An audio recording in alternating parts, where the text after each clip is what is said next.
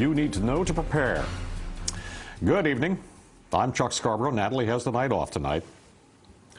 It could be the biggest snowstorm we've seen in half a decade. Cities across our area are gearing up as people hit stores for supplies. Let's kick things off now with Storm Team 4's Janice Huff with the very latest on the timing of this looming nor'easter, Janice. Well, Chuck, we're expecting it to be snowing by this time tomorrow across the tri-state. It'll start to roll in from the south, starting out in the mid-afternoon, say 3 or 4 o'clock, and then spreading across the city and the rest of the tri-state. The heaviest snow, the most powerful winds likely to come overnight. Wednesday night into Thursday, and expected impacts, power outages and coastal flooding, and quite a bit of snow piling up and dangerous roads. Here's the hour-by-hour forecast. As you can see through tonight and the first part of the day tomorrow, it's quiet but cloudy and cold. Notice the temperatures around 4 o'clock. Practically everyone's below freezing except down the Jersey Shore, where you'll see more rain and a mix of rain and sleet there. This rain-snow line is going to hug the coast, and where it does, you'll get more ice mixing in with the snow, so that'll bring your snow totals down a little bit for coastal areas. By 7 o'clock tomorrow evening, the storm is all gone, but this is what we should be left with.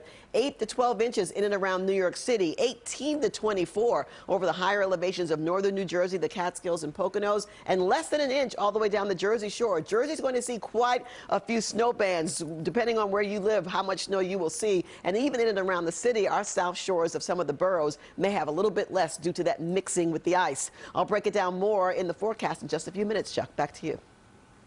All right, Janice, thank you very much. Well, in the city, alternate side parking is suspended tomorrow and Thursday for snow removal, but you'll still have to feed those parking meters.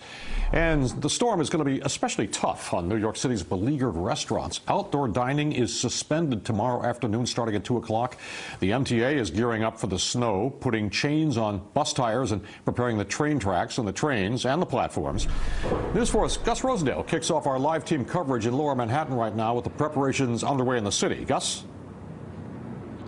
That's right, Chuck. We're certainly getting a lot of updates at this hour. One includes the Staten Island Ferry behind me here. Big delays expected for that tomorrow night into Thursday as the city is bracing and stocking up.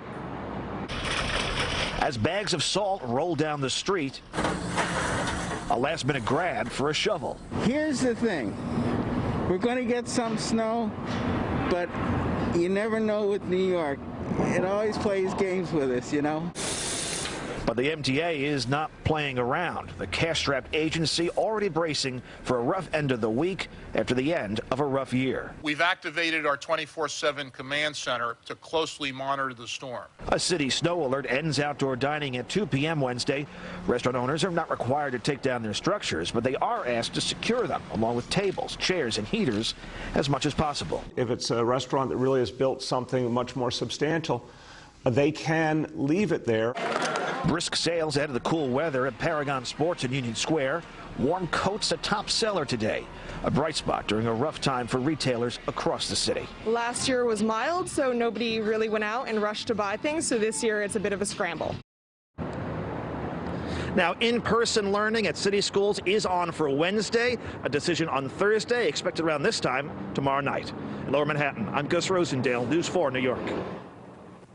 All right, Gus, thank you very much. Now, because of the storm, the city says that COVID-19 testing is going to be suspended tomorrow at city health and hospital locations. Starting at 2 p.m., testing is expected to resume Thursday at noon. New Jersey could be among the hardest hit places for this nor'easter. In Newark, public safety officials are asking downtown businesses to consider closing at noon to help people get home earlier and safer. And some places could see up to 2 feet of snow. One of them is Morristown. And that's where we find News 4's Phil Lipoff. He continues our team coverage with the preparations there. Phil? Well, Chuck, you take all that snow you and Janice are talking about, you dump it right here in the middle of Morristown on the town green with all these beautiful lights, and you get something that resembles a winter wonderland. The problem is it's a winter wonderland with potential power outages.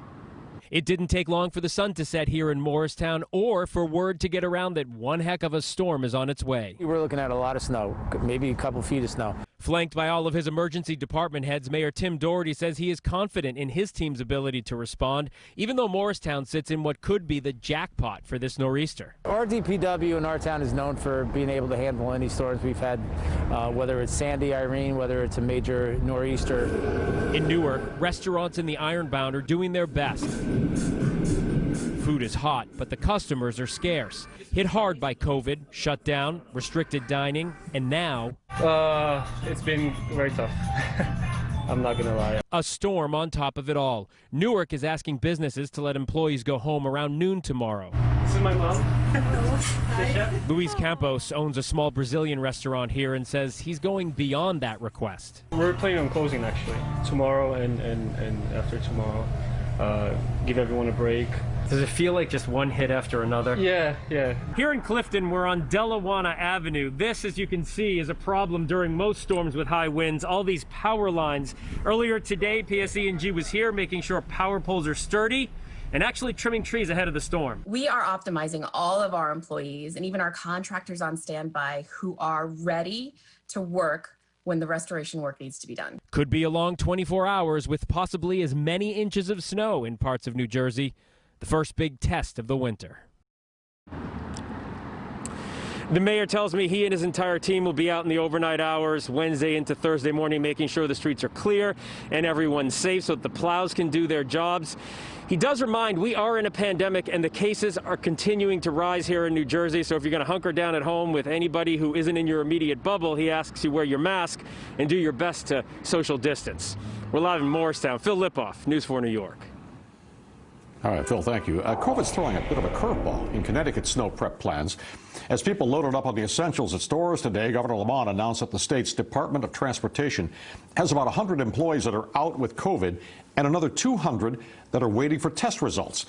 The governor says the state always hires outside contractors to help out during major weather events, but this time around, they're going to be relying on them even more than ever. Well, no station in the tri-state is more accurate than Storm Team 4. Download the NBC4 New York app, and you'll be able to track the snow down to street level with Storm Tracker 4.